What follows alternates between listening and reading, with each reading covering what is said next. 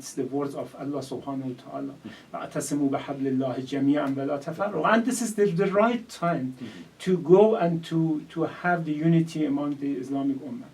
And if this military attacks and aggression, if they take it again and continue, then there is a high risk of escalation of this conflict, this war, and of course all the countries and peoples, not only in the region, the west of Asia, you call it Middle East, we say west of Asia, because Middle East is a fabricated term by those who colonialist powers.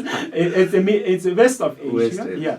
And it will not be limited in that region. It will go beyond. And I'm certain that if it happens again, and that's something that we wish not to happen, but if it happens, then all the countries and people, especially in Africa, will be affected, because that region is the main source of a corridor and the main source of the energy supply.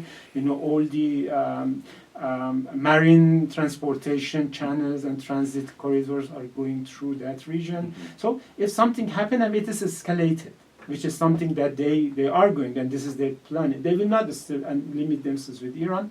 And then, all the people, and it is not only in terms of the economic situation and the prices and the commodities prices, but also it's in terms of peace and security. So everybody will be,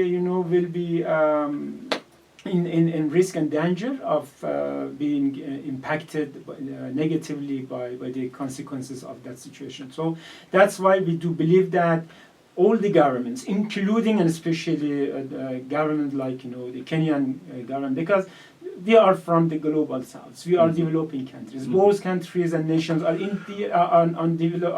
independent countries, and members of the United Nations. All these countries should take action and position in supporting and backing the Charter of the United Nations, international law, international law principles. So this is just to stay on the right of the history, and we believe that this is the responsibility of all peoples around the world and governments, and like the Kenyan government, to condemn such aggressions and attacks in order to prevent the recurrence of such aggressions. Balozi, just in the light of the Organization of Islamic Cooperation, that is the OIC's reaffirmed commitment, we have a question from one of our listeners, who is Sahara Ahmed.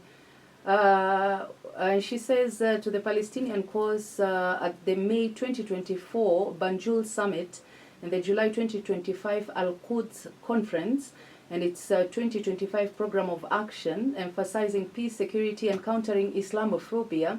How does Your Excellency's government envision the OIC fostering Muslim unity to address the Gaza crisis and in the regional consequences of Israel's June 2025 attack on Iran, which prompted Iran's justified retaliatory strikes?